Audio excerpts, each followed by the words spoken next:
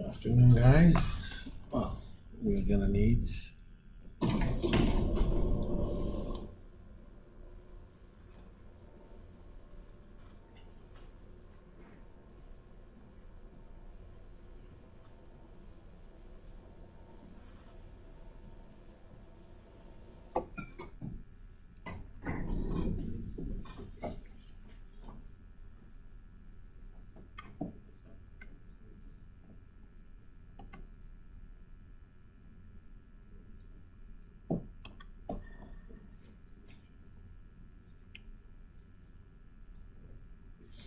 Okay, today we're gonna start talking about chapter 11.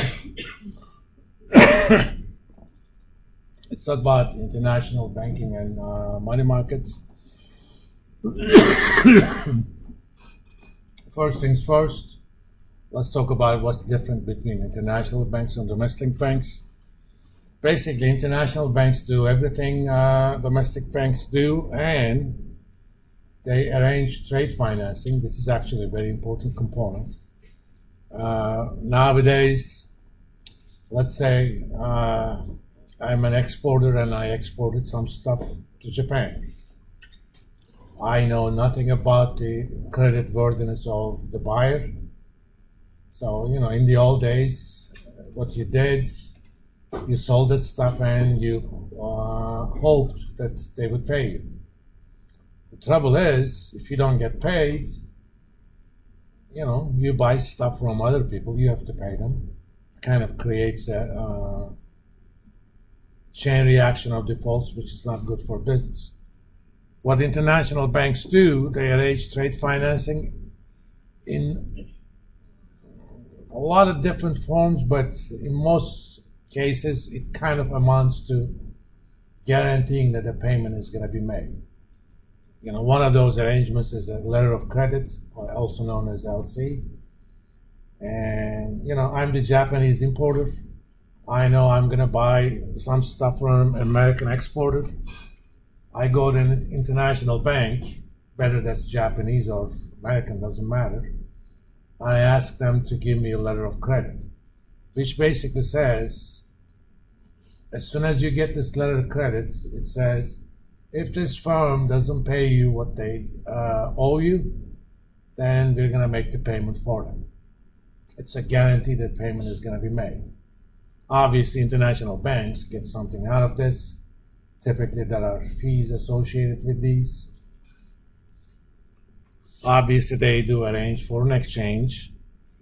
They do offer hedging or risk management services. International banks are typically very active in foreign currency futures and options and other stuff. Offer investment banking services. If you want to invest in, let's say, Colombia,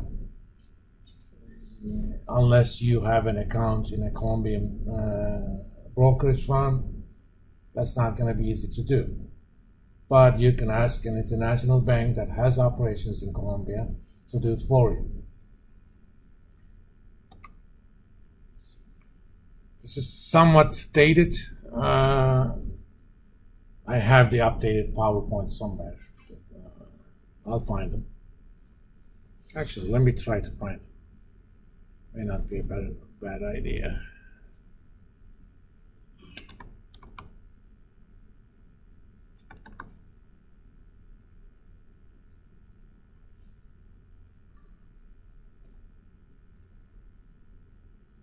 I don't use Connect, but I have the link, so I might as well.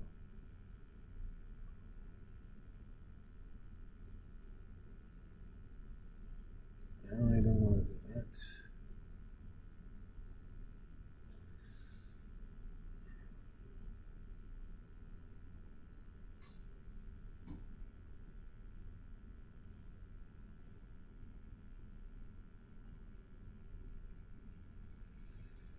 Let's see.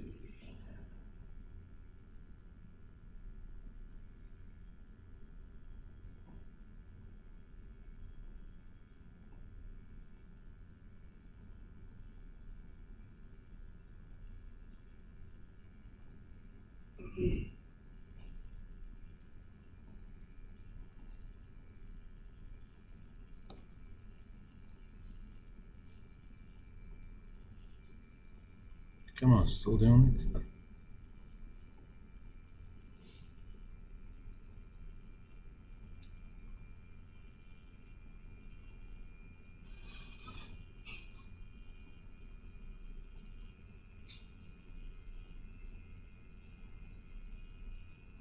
Okay, they updated it a little bit.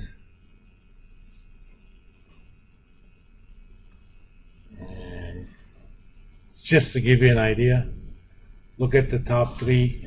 This is as of March 2018. Top three in 2018 are three Chinese banks. And as of 2014, look at the top three. There is only one Chinese bank. So things do change over time. One thing, you should not put too much confidence in Chinese banks. They tend to have looser accounting standards compared to banks from US and Europe. They're typically slower to recognize bad credits. As you may have heard, certain issues with construction companies in China recently. But top 30 pretty much is all there. I don't know what ICBC stands for, but in terms of Mitsubishi UFJ, this used to be Bank of Tokyo Mitsubishi. They combined with, I think, Fuji. HSBC is a British bank, even though the name says Hong Kong Shanghai Banking Corporation. JP Morgan, Paribas is a French bank, so on and so forth.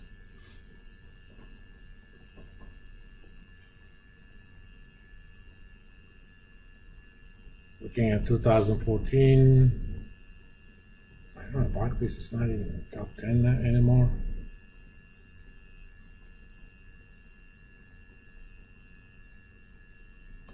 Not even top 30.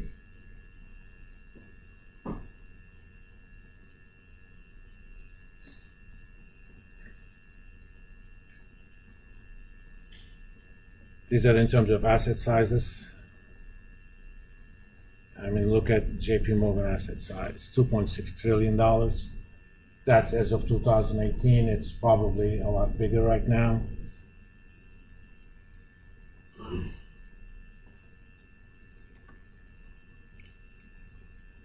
Now, why international banking?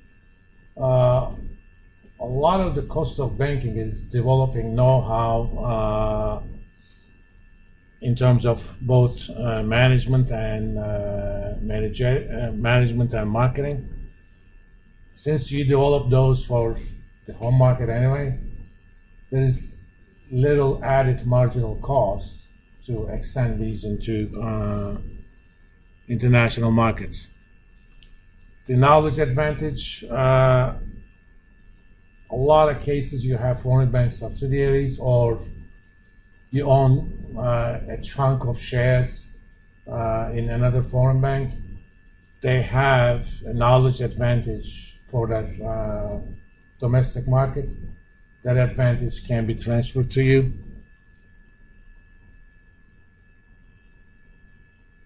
And obviously local firms know a lot more about domestic firms in that market.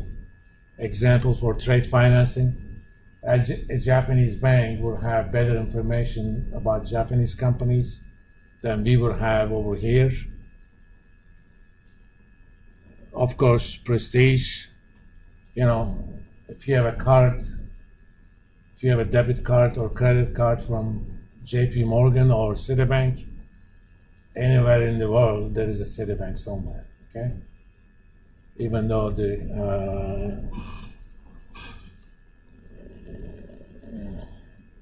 pejorative name for Citibank is it's something that rhymes with Crappy Bank.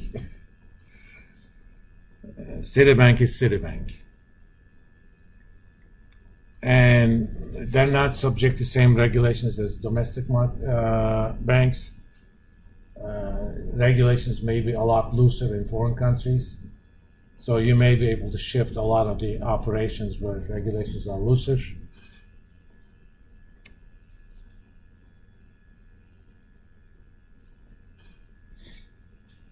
And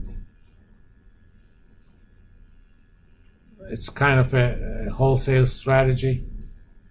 You know, if one of your clients take their operations abroad, you know, a lot of firms do that for tax purposes or cheaper labor purposes. All you have to do is follow them abroad.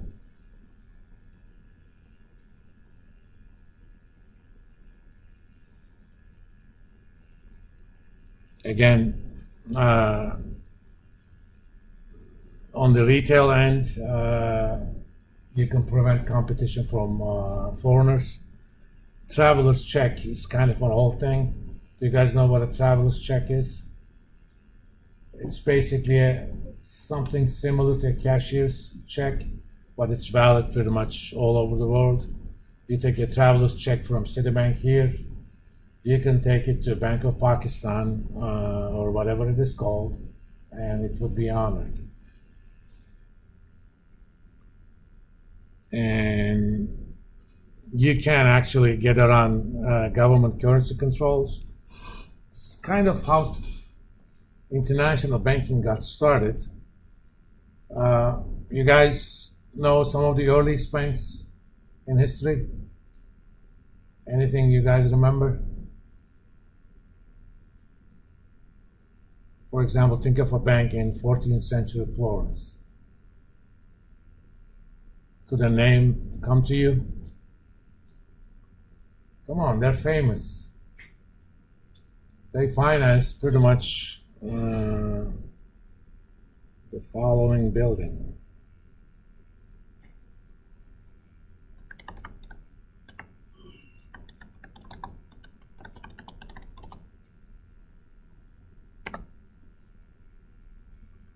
You must have seen that picture before.